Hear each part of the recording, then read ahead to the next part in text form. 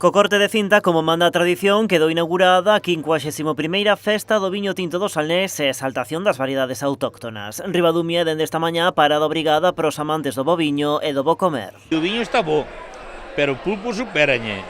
E non billetío xamón. Riquísimo todo. O viño está perfecto.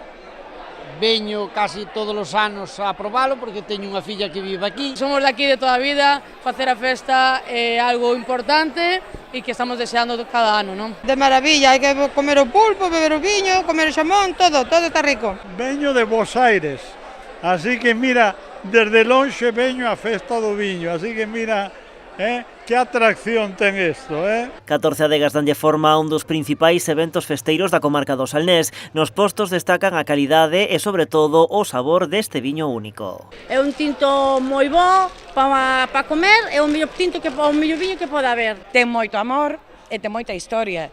É unha tradición heredada, xa os avós facían o viño, tanto maternos como paternos. A virtud do viño barrante se queda un poquinho gordo e lagrimea. Virtudes que, como non, tamén saben apreciar os padais do público. Boísimo, espectacular.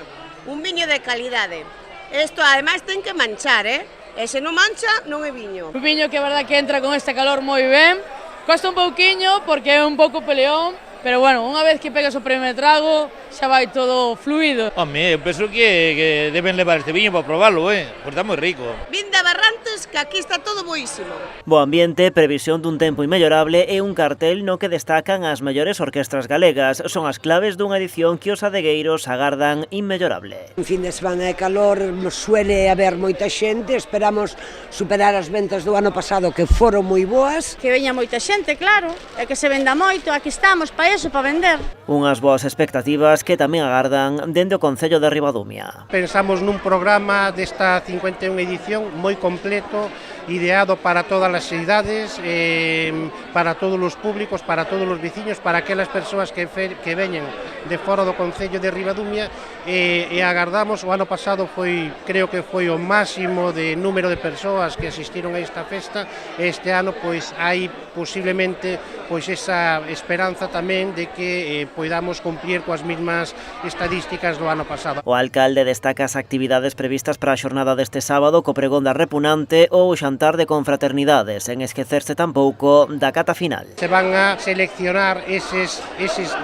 grandes viños que se presentaron, máis de 100 viños, pero vamos a seleccionar eses 6 premiados. Por lo tanto, aquí hai que os catadores hai que felicitalos polo gran traballo que están a facer e sobre todo que teñan sorte, porque neses 12 viños calquera dos viños pode ser ganador. David Castro fai fincapé tamén no traballo que se está a facer para a legalización da folla redonda. Calcula que esta variedade poderá regularizarse no horizonte de 2027-2028, pero indica que nos vindeiros meses haberá novos avances neste proceso.